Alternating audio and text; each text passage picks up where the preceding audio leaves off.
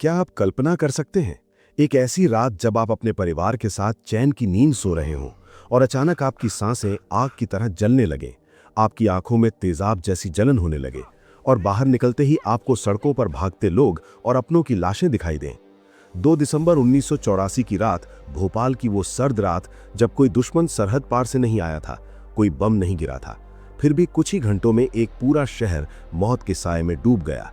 शहर के बीचों बीच बनी यूनियन कार्बाइड की कीटनाशक फैक्ट्री में उस रात भी मजदूर अपनी नाइट शिफ्ट कर रहे थे। उन्हीं में से एक था रामलाल, जो रोज की तरह पाइपों और मशीनों की जांच कर रहा था।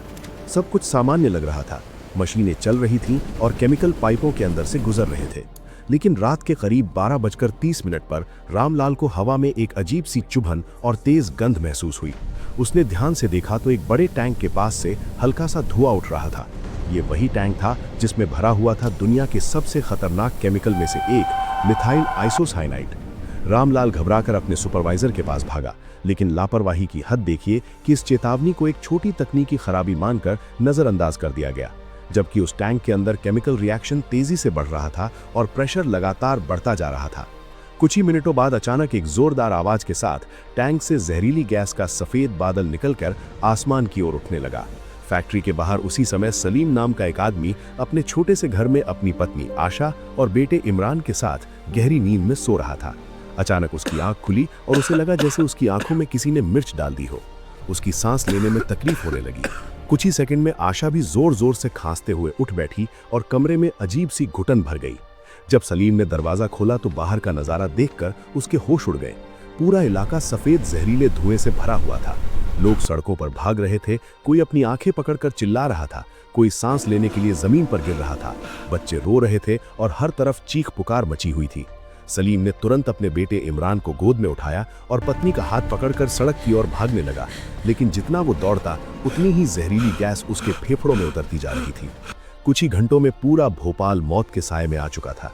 उधर शहर के अस्पतालों में हालात और भी भयावह थे। डॉक्टर शुक्ला जैसे कई डॉक्टर उस रात ड्यूटी पर थे, लेकिन उन्होंने अपने जीवन में ऐसा मंजर कभी नहीं देखा था। अस्पतालों में लगातार मरीज पहुंच रहे थे। किसी की आंखें पूरी तरह लाल हो चुकी थीं, किसी को सांस नहीं आ रही थी। कई लोग अस्पताल पहुंचते पहुंचते ही दम तोड़ चुके थे। सबसे बड़ी समस्या ये थी कि डॉक्टरों को पता ही नहीं था कि ये कौन सी गैस है और इसका इलाज क्या है। दवाइयों की कमी होने लगी और डॉक्टर पूरी रात लोगों की जान बचाने की कोशिश करते रहे, लेकिन गैस इतनी जहरीली थी कि हजारों लोग कुछ ही घंटों में अपनी जान गंवा बैठे। जब सुबह हुई तो शहर पर एक डरावनी खामोशी छा चुकी थी। सड़कों पर जगह जगह लोगों के शव पड़े थे। कई परिवार हमेशा के लिए खत्म हो चुके थे।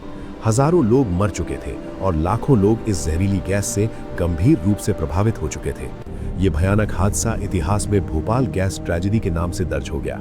इस फैक्ट्री की मालिक कंपनी थी यूनियन कार्बाइड और उस समय कंपनी के सीईओ थे वॉरेन एंडरसन। हादसे के बाद वे भारत आए, लेकिन कुछ ही समय बाद देश छोड़कर चले। इस घटना के बाद पूरी दुनिया में भारी विरोध हुआ, अदालतों में केस चले, मुआवजे की बातें हुई, लेकिन जिन परिवारों ने अपने अपनों को खो दिया था, उनके दर्द को कोई भी फैसला कम नहीं कर सका। आज भी भोपाल में हजारों लोग उस जहरीली रात के असर से जूझ रहे हैं। कई लोग आज भी सांस की बीमारी, आंखों की समस्या और दूसरी गंभीर बीमारियों से पीड़ित हैं, और कई बच्चे ऐसे पैदा हुए जिन पर उस जहरीली गैस का असर पड़ा। ये सिर्फ एक हादसा नहीं था, बल्कि इंसानी लापरवाही और कॉर्पोरेट जिम्मेदारी की सबसे बड़ी विफलता का उदाहरण बन गया।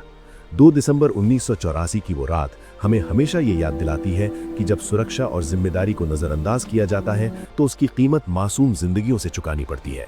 यही इस कहानी का सबसे बड़ा सबक है कि इंसानी जान की कीमत किसी भी मुनाफे से कहीं ज्यादा होती है, और शायद इसी वजह से भोपाल की वो जहरीली रात आज भी इतिहास के सबसे दर्दनाक पन्नों में दर्ज है।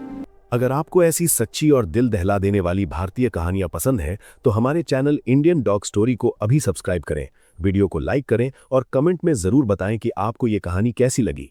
तब तक के लिए जय हिंद, जय भारत।